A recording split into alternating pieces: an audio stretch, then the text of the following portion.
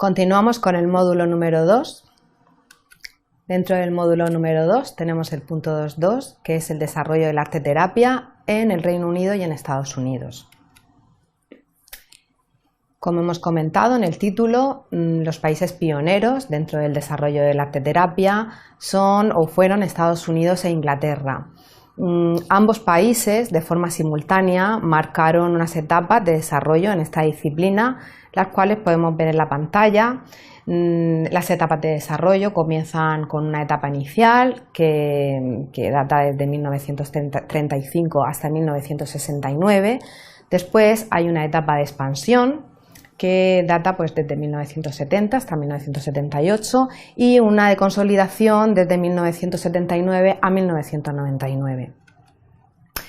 Dentro de estas etapas empezamos con Estados Unidos, donde es importante destacar una serie de personalidades que ayudaron a la consolidación, ¿no? a la última etapa de la arteterapia.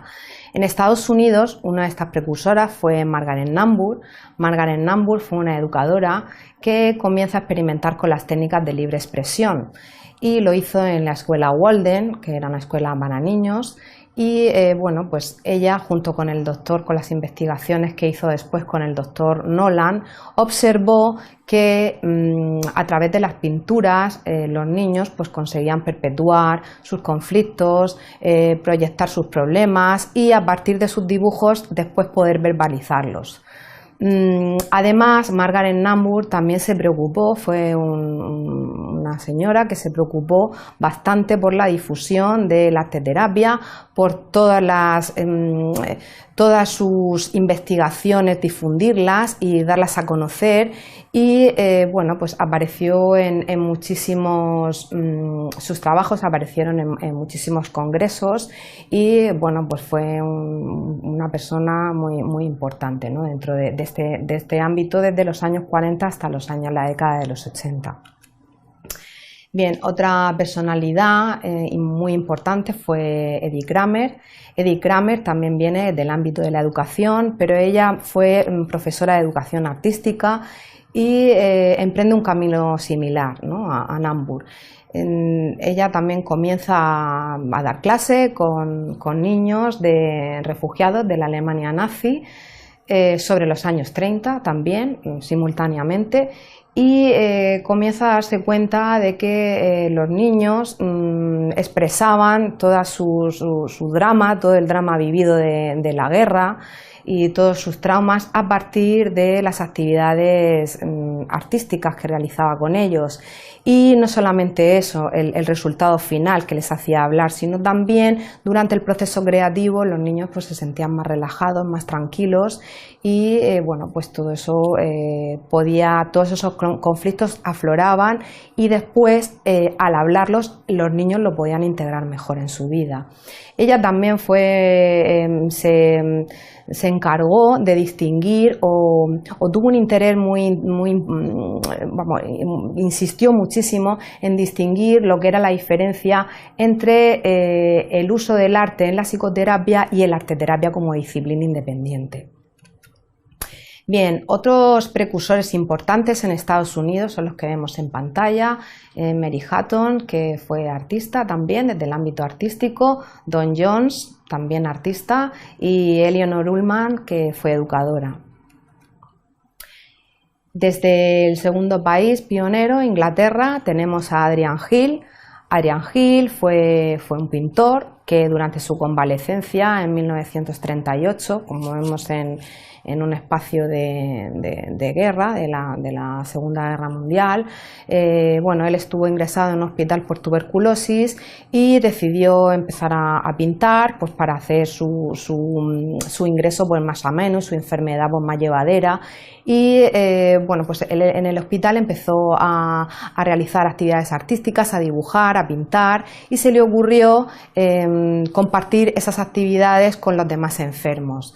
¿Qué es lo que ocurrió? Que Hill, además de experimentar en él mismo que se sentía mejor realizando esas actividades y llevando mejor pues, su enfermedad y su exilio ahí en el hospital, también se dio cuenta que al compartir sus materiales y sus pinturas con otras personas, que sobre todo la mayoría de los pacientes que ingresaban en los hospitales en aquella época eran soldados que venían de las trincheras, se dio cuenta que estas personas que vivían estos traumas de la guerra, que venían pues tan condicionados, ¿no?, por esas vivencias tan traumáticas, les daba la posibilidad a esas personas que a través del dibujo y de la pintura pudieran hablar de todo lo que traían de la guerra, y entonces bueno, pues era una forma de aliviarlos.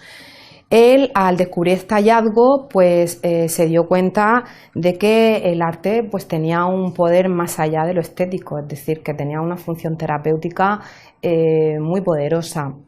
Y fue el primer autor que acuña el término de arte-terapia para designar las actividades artísticas con fines o con objetivos terapéuticos.